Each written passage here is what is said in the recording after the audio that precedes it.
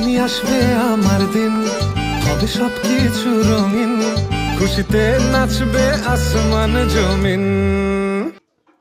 তো বেরোনো আপনারা সবাই কেমন আছেন? আশা করি সবাই ভালো আছেন। তো বন্ধুরা, আজকে সাকিব খানের তুফান মুভির আসবে আমার দিন সেই গানটা ড্রপ করে দিয়েছে, যে তা নিয়ে আজকে আলোচনা করবো। তার আগে আপনাদের কাছে একটা ছোট্ট অনুরোধ, যে প্লিজ ইয়ার আমার ইউটিউব চ্যানেলটা সাবস্ক্রাইব করে ইয়ার বেল বাটনটাকে অন করে দেবেন।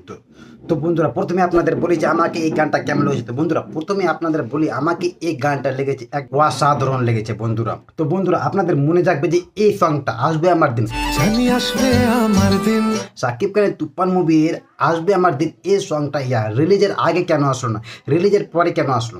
তো বন্ধুরা, যারা যারা সাকিব খানের তুফান মুভি দেখে ফেলেছে অলরেডি, তারা তো অলরেডি বুঝে গেছে কেন আসেনি। এই সাকিব খানের যে তুফান মুভির ভিতর এই শান্তর যে চরিত্রটা দেখানো হয়েছে, শান্তর সে আলাদা একটা চরিত্র। কারণ তখন তারা বুঝে ফেলতো যে যারা যারা মুভি দেখেছে বা এই মুভি রিলিজের আগে যদি এই গানটা ড্রপ করতো, তাহলে পাবলিক অডিয়েন্স বুঝে ফেলতো যে সাকিব খান এই মুভির ভিতর সাকিব খানের দুইটা চরিত্র আছে, একটা শান্ত একটা।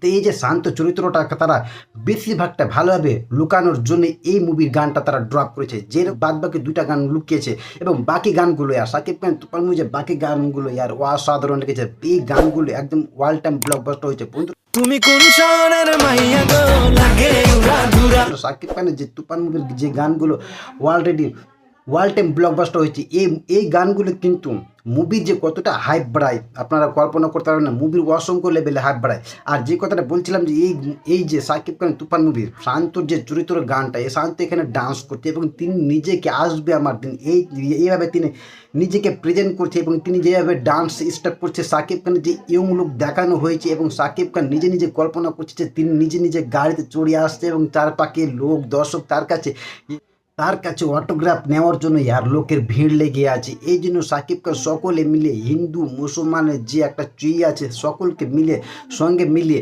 তিনি একসঙ্গে চলার পরিকল্পনা করছে। এবং বন্ধুরা, এই গানটা আসবে আমার দিন, এই গানটা কিছুটা মানে বলিউডে কিং খান শাহরুখ খানের যে ডাঙ্কি মুভিটা ছিল না, সেই ডাঙ্কি মুভি লুটপুট গাইয়া যে গান, সেই গানটার সঙ্গে কিছুটা তো মিল আছে। এবং যেভাবে ডান্স স্টেপ করছে সেভাবে তার ডান্স স্টেপ করছে এবং যে লোকেশনগুলো নেওয়া হয়েছে, শাহরুখ খান যেভাবে লোকেশনগুলো নেওয়া হয়েছিল সেই লোকেশনগুলো নেওয়া হয়েছে এবং সেখানে তিনি লন্ডনে যাবে এবং লন্ডনে গিয়ে তিনি টাকা রোজগার করবে। এবং সাকিব খান এই গানটার ভিতরে তিনি বোঝাতে চেয়েছে যে তিনি আসবে আমার দিন, তিনি মনে একটা কল্পনা করছে এই গানটা এবং তৈরি হয়েছে। তো বন্ধুরা, এই গানটা অসংখ্য লেভেলে আমাকে ভালো লেগেছে। যারা সাকিব খানের তুফান মুভিটা অলরেডি দেখে ফেলেছে, তারা অবশ্যই আশা করে বসে থাকবে যে সাকিব খানের তুফান 2 মুভি কবে অ্যানাউন্সমেন্ট করবে, বেসবরে ইন্তজার করে বসে আছে প্রত্যেক সাকিবিয়ানরা। তো বন্ধুরা, যারা সাকিব খানের তুফান মুভিটা দেখুন, তারা প্লিজ যাও সিনেমা হলে দেখে আসো।